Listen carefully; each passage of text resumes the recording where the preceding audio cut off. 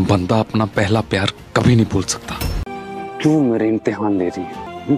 पता है, जब भी मैं तुझे देखता हूँ ना, तो हमारे साथ बिताया एक एक पल मेरी आंखों के सामने आ जाता है। ऐसे लगता है वैसे आज भी तू मेरी है। वो यादें मुझे जीने नहीं देती। दूर रह मुझसे दूर रह। आलिया पड़ गई है राजा की जान के पीछे। भाई हम देख रहे हैं किस तरीके से यहाँ पर आलिया उसको फोर्स कर रही है कि तुम सुसाइड कर लो, अपनी जान दे दो। और ये सब ना आसमा देख रही है कहीं ना। हमने पिछले एपिसोड में देखा था किस तरीके से यहाँ पर राजा ना दुश्मन बन गया है अरमान का। उसने पहले हॉकी से मारा भी था उसको और फिर उसके ऊपर गोली भी चला देता है, लेकिन आलिया एंड मोमेंट पे आके उसको बचा लेती है। और यहाँ पर जो आलिया है ना, वो इस तरीके से गेम खेल रही है भाई के घर वालों को लग रहा है कि आलिया तो बहुत चिंता करती है, यहाँ पर आसमा की भी चिंता करती है और राजा की भी चिंता करती है, लेकिन यहाँ पर तो कुछ अलग ही खेल है। हमें बताया ना कि भाई आलिया यहाँ पर अरमान को छीनने आई है आसमा से। और अब तो हमने देखा भी था कि आसमा की सर्जरी हो गई, क्योंकि आसमा की ना आंखों में बहुत तकलीफ हो रही थी, उसकी आंखों में से खून निकलना शुरू हो गया था, जिसके बाद डॉक्टर्स ने बोला कि हमें सर्जरी करनी पड़ेगी। और फिर हॉस्पिटल में जाके उसकी सर्जरी होती है। और यहाँ पर भाई अरमान को लगता है कि शायद उसकी आंखें वापस आ जाएंगी, लेकिन यहाँ पर उसकी आंखें वापस नहीं आती और वो फिर अंधी हो जाती है। मतलब वो उसको धुंधला धुंधला दिख रहा था, लेकिन अब तो बिल्कुल ही नहीं दिख रहा है। और अब डॉक्टर्स ने बोल दिया कि अब मुश्किल है कि उसकी आंखें वापस आएंगी। ओह गॉड, मेरी आंखों की रोशनी अभी जा रही थी क्या?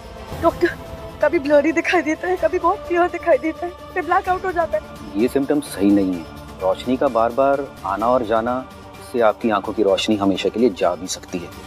देखिए और आंखों पर ज्यादा जोर मत दीजिए।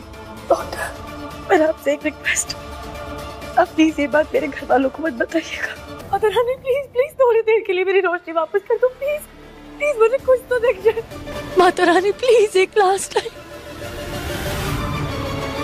जिसे ये सब देखकर ना आलिया को बहुत खुशी हो रही है, क्योंकि आलिया को लग रहा था अगर ये देखना इसने चालू कर दिया, इसकी आंखें वापस आ गई, तो मेरा प्लान तो सारा खराब हो जाएगा।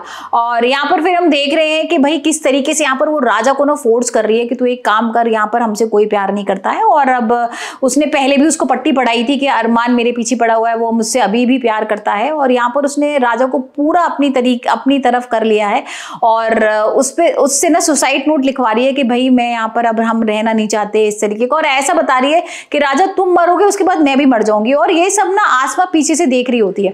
तो भाई आप देखेंगे किस तरीके से यहाँ पर आसमा अरमान के साथ मिलकर राजा को बचाएगी। और क्योंकि आलिया ने तो इस तरीके का उसको फंसा लिया है ना कि राजा को सुनने को ही तैयार नहीं, ना वो अरमान की बात सुनना चाहता और ना वो आसमा की बात सुनना चाहता।